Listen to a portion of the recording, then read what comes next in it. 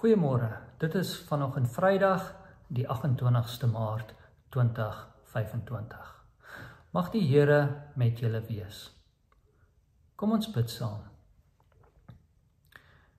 Here, ons bid dat U ons sal help om rusies en geskille te besleg.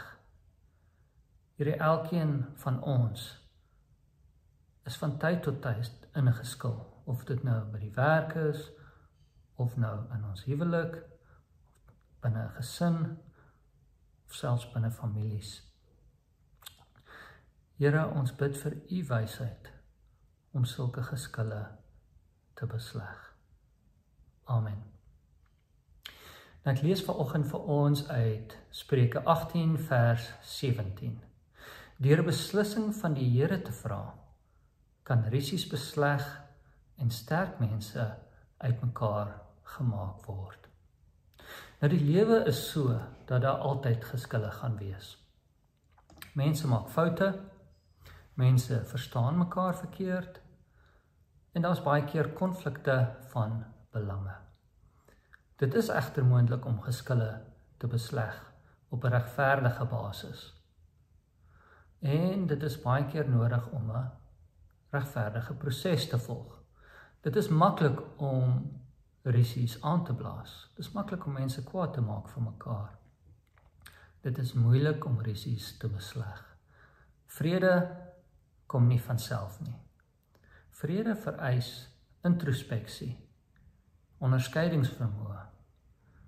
Vrede vereis moeilike besluite en opofferings.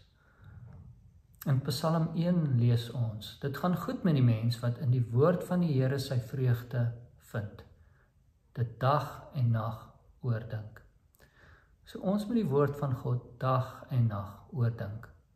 En ons moet bid tot die Here, en ons moet hom vra om ons te help om rusies te besleg. Ons moet bid vir wysheid. Ware versoening vereis opofferings en 'n verbintenis. Dit vereis dat ons erken waar ons fout gemaak het en erken dat ons die ander seer gemaak het. En dit is nie maklik om dit te doen nie. Ware versoening vereis dat ons ander vergewe wat ons seer gemaak het. En dit is baie keer nog moeiliker. Ons moet 'n verbintenis maak tot die verhouding self. Die verhouding moet eerste kom. Die genade van ons Here Jesus Christus, die liefde van God en die gemeenskap van die Heilige Gees sal met julle almal wees. Totsiens.